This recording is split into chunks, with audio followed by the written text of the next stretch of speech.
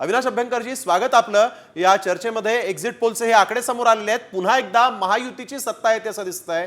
राज ठाकरेंचं एक वक्तव्य होतं की मनसेच्या साथीनं भाजपचा मुख्यमंत्री होईल। काय म्हणताय एक्झिट पोलचे आकडे बघून?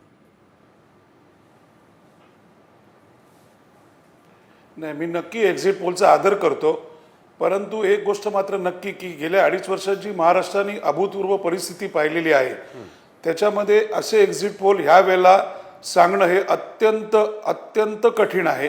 कारण 5.5 कोटी लोकांनी जवळपास मतदान केलेलं आहे।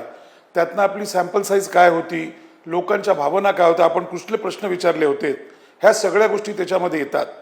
आणि तुम्ही जर बघितलं की कोणीही असेल, परंतु एक गोष्ट नक्की, आम्ही जेव्हा महाराष्ट्रामध्ये तळागाळात आता फिरलो, काम केलं, तेव्हा लक्षात आलं की लोकांच्या मनात प्रचंड राग आहे।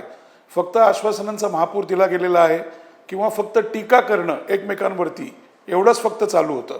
आणि राजसाहेबांनी जो मॅनिफेस्टो दिलेला होता किंवा आमचा जो विकास आराखडा होता त्याच्यामध्ये प्रश्न आणि उत्तरं या दोन्ही गोष्टी होत्या। जिथे टीका तिथे टीका आणि जिथे कौतुक तिथे कौतुक, अशा प्रकारे राजसाहेबांनी संपूर्ण महाराष्ट्र ढवळून काढला। आणि एक गोष्ट नक्की की तुमचे एक्झिट पोल जरी काही सांगितलं होतं तर त्याचा फटका बसू शकतो असं देखील दिसत असताना आता मात्र त्याचा फटका बसला असं म्हणावं लागेल। कारण 125 पेक्षा अधिक जागा मनसेने लढवल्या आहेत। त्याचा फटका, ही जी योजना होती लाडकी बहीण योजना, या लाडक्या बहीण योजनेचा फायदा होऊ शकतो असं इथं चित्रामध्ये दिसतंय, अशा आकडे सांगतायत।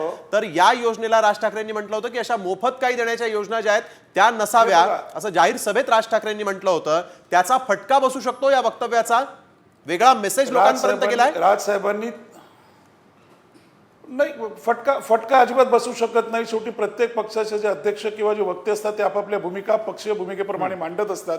आणि आम्हाला एक गोष्ट नक्की माहिती आहे, लोकांचा जो रिस्पॉन्स आहे राजसाहेबांच्या भाषणांना, राजसाहेबांच्या सभांना, आणि आंतरिक जो राग आहे की हे जे काही राजकारण घडले गेले 2.5 वर्षामध्ये त्याच्यामध्ये मनसेला मोठी स्पेस आहे। आणि एक गोष्ट मात्र नक्की की मनसेशिवाय कुठल्याही प्रकारची सत्ता ही बसू शकत नाही।